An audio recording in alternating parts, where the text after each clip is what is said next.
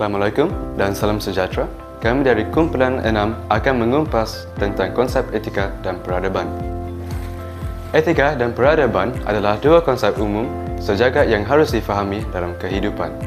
Kedua-dua konsep ini adalah sangat penting untuk difahami dalam menghayati dinamika sesebuah masyarakat. Sebagai permulaan adalah sangat sesuai untuk kita membincang kedua-dua konsep ini satu persatu dan kemudiannya melihat kaitannya dalam konteks susul masa prakolonial, kolonial dan pasca-kolonial. Untuk memahami pergerakan idea serta amalan etika dan peradaban di Malaysia pada hari ini, kita sewajarnya memahami peradaban, pengaruh dan perubahan yang berlaku dalam persekitaran alam Melayu dan Nusantara, khususnya di Tanah Melayu, Sarawak dan Sabah. Oleh sebab itu, sejarah perkembangan alam Melayu adalah salah satu elemen penting yang perlu kita ketahui.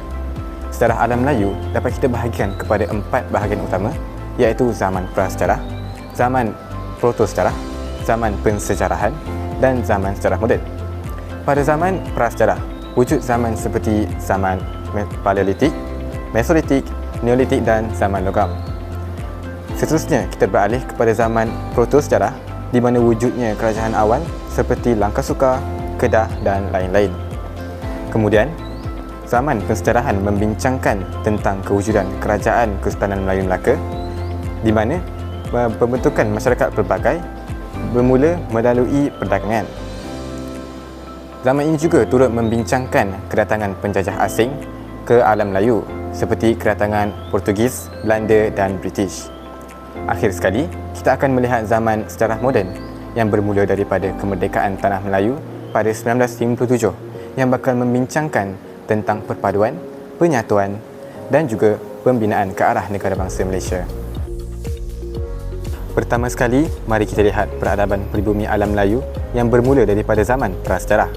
Pada zaman ini, wujud pertempatan terawal di mana gaya hidup adalah sara diri dan kehidupan berpindah randah merupakan norma mereka. Evolusi yang berlaku pada zaman ini adalah melalui kewujudan teknologi di mana penggunaan alat batu berubah kepada penggunaan peralatan logam. Beralih pula pada zaman protosejarah di mana zaman ini merupakan titik tolak kepada kewujudan kerajaan Melayu purba seperti Langkasuka, Kedah Tua, Citu dan Loh Yue. Bahasa Melayu pula digunakan secara meluas dan bahasa tersebut merupakan lingua franca di kawasan alam Melayu. Wujud juga sistem politik tradisi seperti sistem penaung-dinaung. Selain itu, sistem sosial juga wujud di mana terdapat golongan pemerintah dan golongan diperintah. Dan sistem ekonomi pula ketika itu masih kekal dengan sistem ekonomi sara diri. Pada zaman persenjarahan, kemunculan Kerajaan Kesultanan Melayu Melaka menjadi titik tolak kepada perkembangan peradaban Melayu. Peradaban Melayu ini berteraskan rumpun bangsa yang tergolong dalam cabang Melayu Indonesia, melangkumi Melayu, Jawa, Sunda, Aceh dan pelbagai lagi. Kemunculan Melaka telah menjorang jati diri peradaban Melayu di Tanah Melayu. Pengaruh India dalam peradaban Asia, kegiatan penyebaran agama Buddha dan Hindu serta pelayaran putera-putera diraja India telah mempercepatkan hubungan perdagangan serta kebudayaan antara India dengan rantau Asia Tenggara.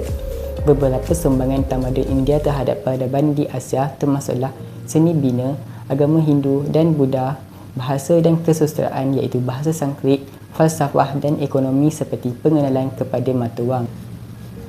Pengaruh Cina dalam peradaban Asia. Sejarah hubungan Cina dengan alam Melayu telah wujud sejak zaman dinasti Han iaitu bermula 140 hingga 118 sebelum Masihi. Kemunculan Melaka telah meneruskan lagi tradisi hubungan baik dengan kerajaan Cina yang membuka ruang jaringan yang lebih luas dalam penyerapan peradaban khususnya pada zaman dinasti Ming dalam abad ke-15.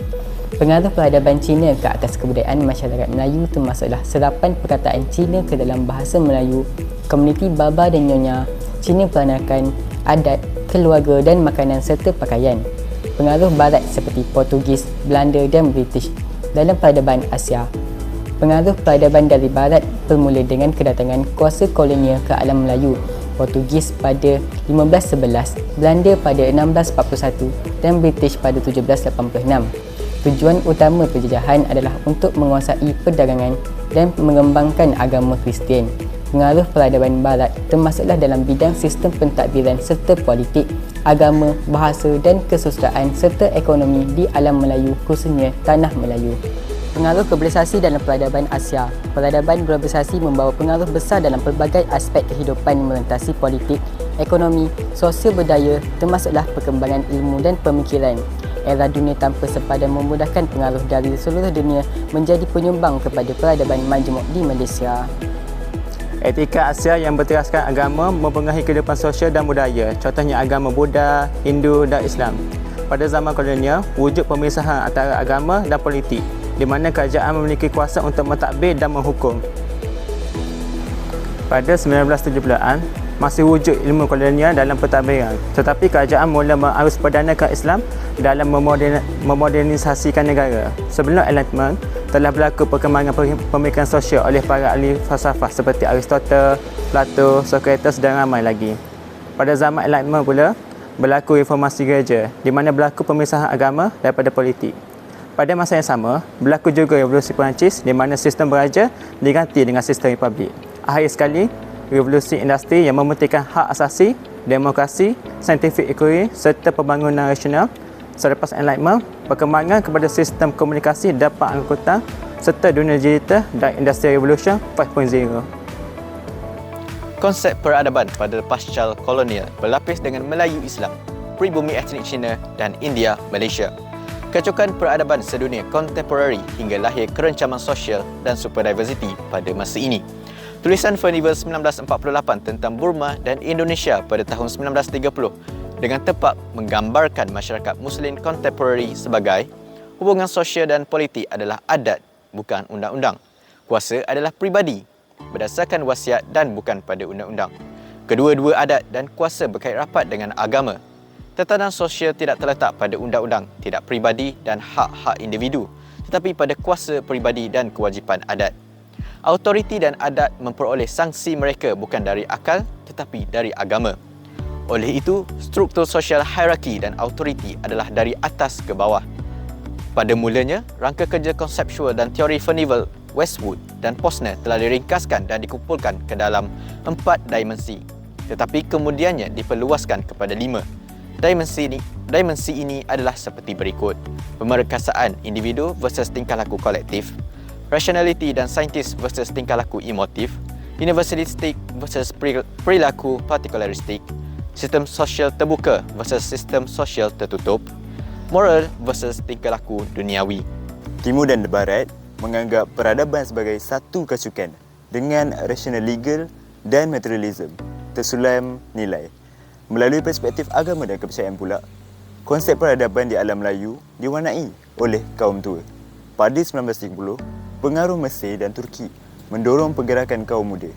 Pada 1970, berlaku revolusi Iran dan pergerakan agama Barakat Umbi di tanah Melayu seperti ABIM, Al-Arkam, PAS Iran, Jemaah Islam Kaum Tua dan Jemaah Islam se-Malaysia. Secara kesimpulannya, pertemuan dan pergaulan peradaban majmuk di alam Melayu telah membina etika dan peradaban Malaysia berteraskan nilai disulami dengan rasional, legal dan materialism sedunia. Sekian, terima kasih dan jumpa lagi. 3, 2, Action. Dijemput. 5 minutes later.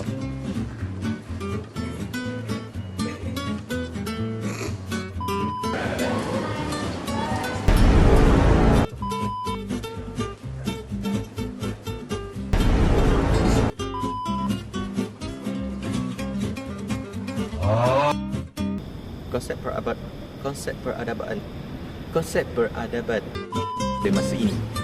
Tulisan Furnival. Teori Furnival, Westwood dan Posner telah diringkaskan dan dikumpulkan ke dalam